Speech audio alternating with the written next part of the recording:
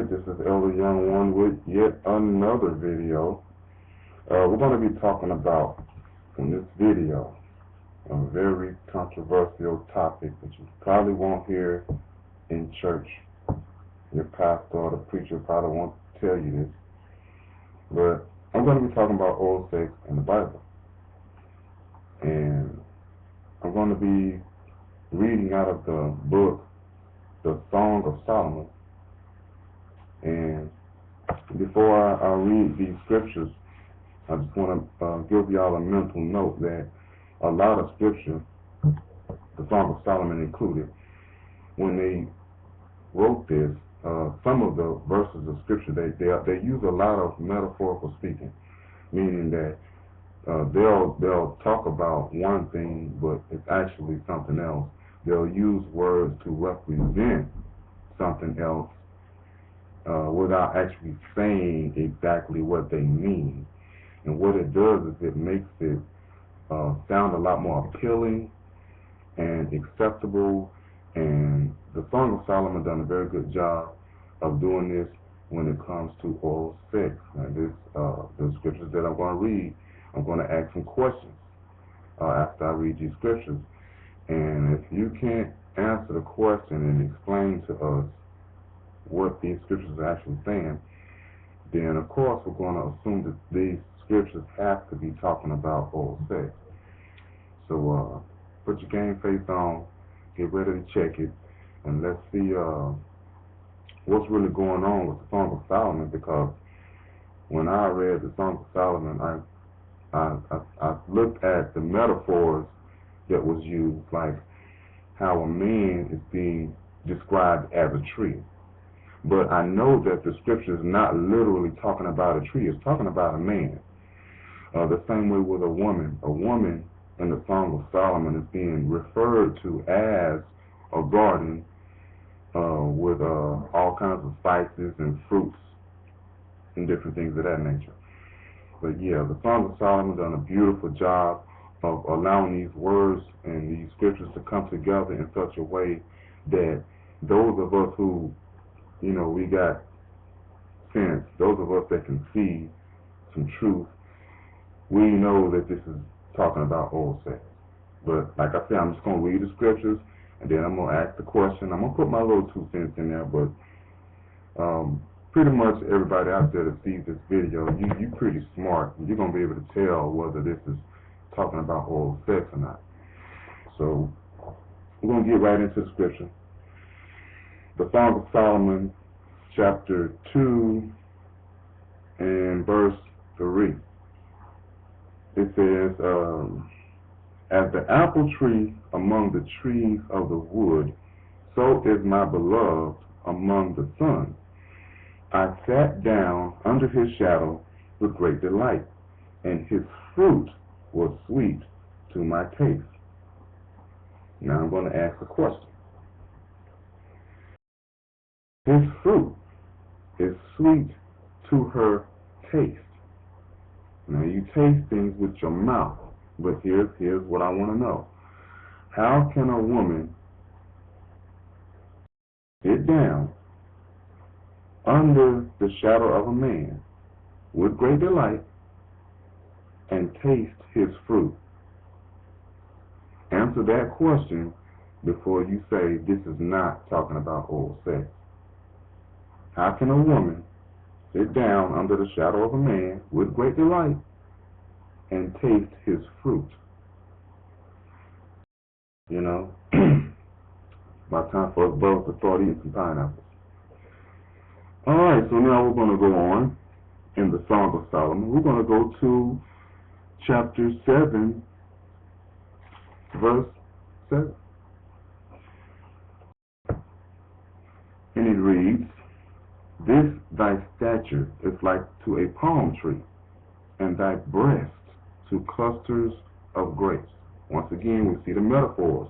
Thy breasts are like clusters of grapes. We're not talking about grapes.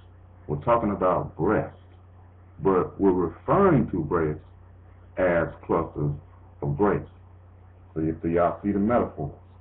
Okay, let's not ignore the metaphorical applications that are being given to us in the Song of Solomon. Alright? So we're in the Song of Solomon, chapter 7, and now we're going to go to verse 8. So we clearly see that this is a man talking about a woman. Verse 8. I said, I will go up to the palm tree. I will take hold of the boughs thereof. Now also thy breast shall be as clusters of the vine, and the smell of thy nose like apples. Verse 9. And the roof of thy mouth like the best wine for my beloved that goeth down sweetly, causing the lips of those that are asleep to speak. Ooh. Now, it's going to get really interesting, because I have a question. I'm not going to say that this is talking about oral sex. I'm not going to say this is not talking about oral sex, but I will say this. I have a question. My question is, how can the roof of a woman's mouth go down sweetly and cause the lips of a man to speak in his sleep? You have to answer that question before you say this is not talking about oral sex. How can the roof of a woman's mouth go down sweetly and cause the lips of a man to speak in his sleep? Okay? It clearly says roof of thy mouth. Okay, there's no escaping that. So now we're gonna go to verse 10. And it reads, I am my beloved, and his desire is toward me. So this is a woman talking about her beloved, which is a man. Okay? Now we're going to read, I'm going to skip down to verse 12. Let us get up early to the vineyards. Let us see if the vine flourish, whether the tender grape appear, and the pomegranate bud forth. There will I give thee my love. So what are we talking about? Verse 13. The mandrakes give a smell, and at our gates are all manner of pleasant fruits, new and old, which I have laid up for thee, O my beloved. Now we're in chapter 8, and we're going to go down to verse 2. We'll go there. Song of Solomon, chapter 8, start at verse 2. I would lead thee and bring thee into my mother's house. Who would instruct me? I would cause thee to drink of spiced wine of the juice of my pomegranate. Okay, I have a question. Okay, how can a man drink the juice of a woman's pomegranate? And the pomegranate is an aphrodisiac, by the way. And also, just so happens, a pomegranate looks just like an ovary. If you open up a pomegranate, you'll see that it has a lot of seeds in it. Kind of look like eggs. Same thing that's in a woman's ovary. And that's, what a coincidence, right? But, yeah. And we know where the ovaries are located. Alright. Verse 3. His left hand should be under my head, and his right hand should embrace me. Yeah, there's a lot more to that I'm not going to really get into on this video, but I do understand why Scripture refers to a woman sometimes as a fountain. Okay, so we're going to back up, but yeah, make sure you answer that one. How can a man drink the juice of a woman's pomegranate? This is what the scripture has given us. Very delicately, very tastefully, and very elegantly put. So we're going to go to the Song of Solomon, chapter 4, starting at verse 12. It says, "A garden enclosed is my sister, my spouse." So we see this is a man talking about a woman, his sister, who is his spouse. So this is probably a beautiful black woman who is his wife. And whatever the husband and the wife decide to do together is their business. You can do whatever they want.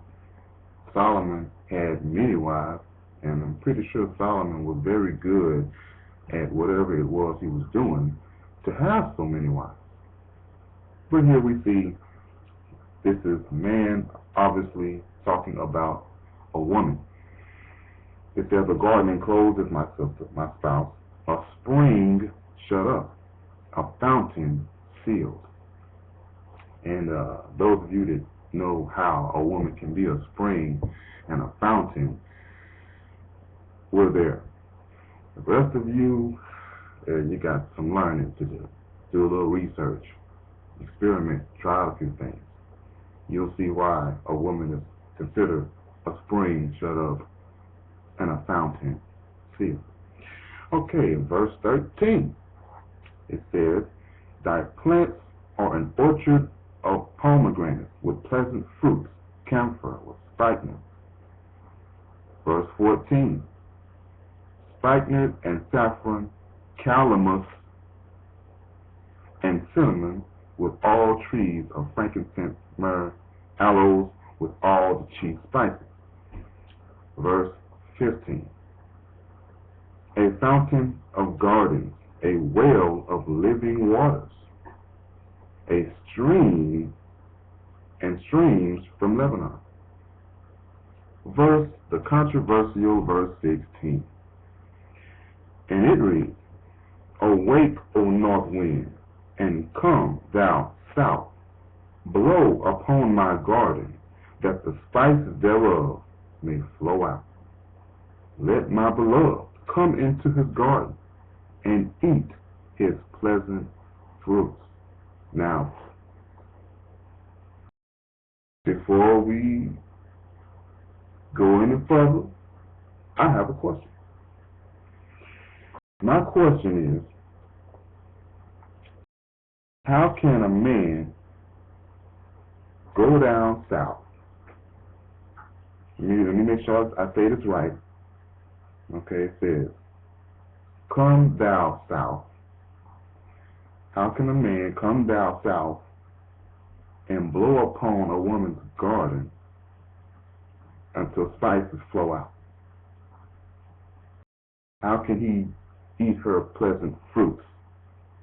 How can a man eat a woman's pleasant fruits? How can a man blow upon a woman's garden?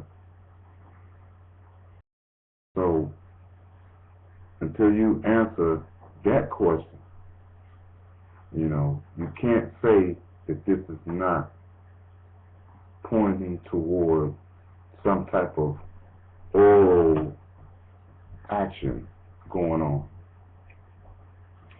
So those are my verses in the Song of Solomon. Very interesting book. I found it very tastefully and respectfully done. And I'm probably going to go back and read the book again just to make sure that I'm seeing what I think I'm seeing here when it comes to oral sex in the Bible. So I hope I've done that in a respectful way. I hope y'all enjoyed that. But yeah, go back and look over that.